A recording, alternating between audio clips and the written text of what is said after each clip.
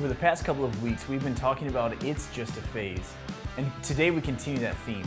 Remember, there are three specific things present in every phase: significant relationships, present realities, and distinctive opportunities.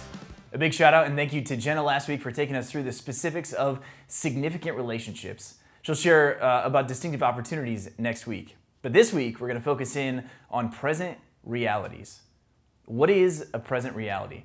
Well, Reggie Joyner and Kristen Ivy from the Phase Research talk about present realities as knowing where your kid is right now and seeking to understand how they are changing physically, mentally, relationally, emotionally, culturally, and morally in the current phase they are in.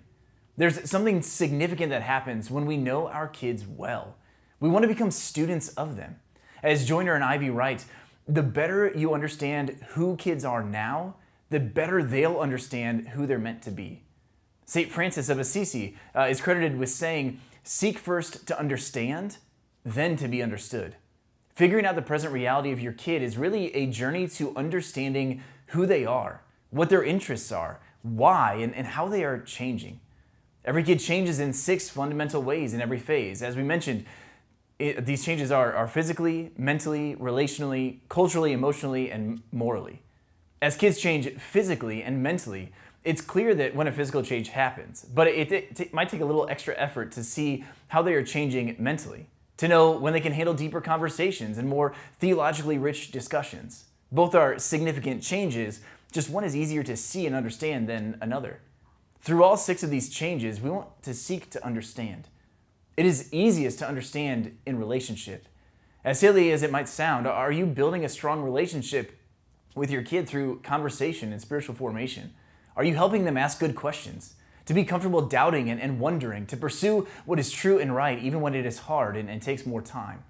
We don't just need to understand those 6 fundamental ways they change in every phase. We also need to take time to spend with our kids in their world. When we seek to understand the world they live in, not the world we used to live in and not how their world looks from where we are sitting now, but the way their actual world is and how they see and understand and interpret their world, we show them how we value them, how we see them, and we're seeking to understand and love them well. This also gives us many opportunities to ask good questions, to point to Christ, and to disciple them along the way. Again, all this is done in relationship. Joyner and Ivy write, relationships bring clarity. When kids see themselves the way a loving adult sees them, it changes how they see themselves. We want our kids to see and know themselves as God, their Heavenly Father, does. That happens through relationship and intentional discipleship as we engage them in their world and help them live in their world with a biblical lens and worldview. They continue writing, God designed our emotional and moral formation to require a relational investment. That's also why it's so important to help kids grow up and learn how to respond to a relationship with God. He wired every kid so they can know Him as their ultimate guide. As we guide our kids along in these present realities, we do so from a foundation of the love of God toward us.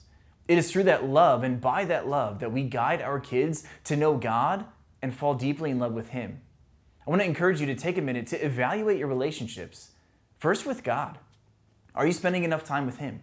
Are you engaging in prayer and Bible study as more than just checking off your list, but instead as something that actually transforms you? And second, with your kid or your kids. Are you engaging them intentionally in relationship? I can confess that some days I let pass by without intentionality or purpose. We just survive that day. But I want that to be the exception, not the norm. How can you make your parenting norm intentional engagement and discipleship? Make a plan and start acting it out, giving yourself grace when you fail and encouragement when you succeed. Thank you, Ben, for that message. Thanks for joining us for this week's episode of Fridays Are for Families. We place a high value on discipleship, especially in the home, because we believe that strong disciples are made at home. That is why we have a heart to do what we can to empower and equip you to grow as a disciple of Jesus yourself and a disciple maker of your kid.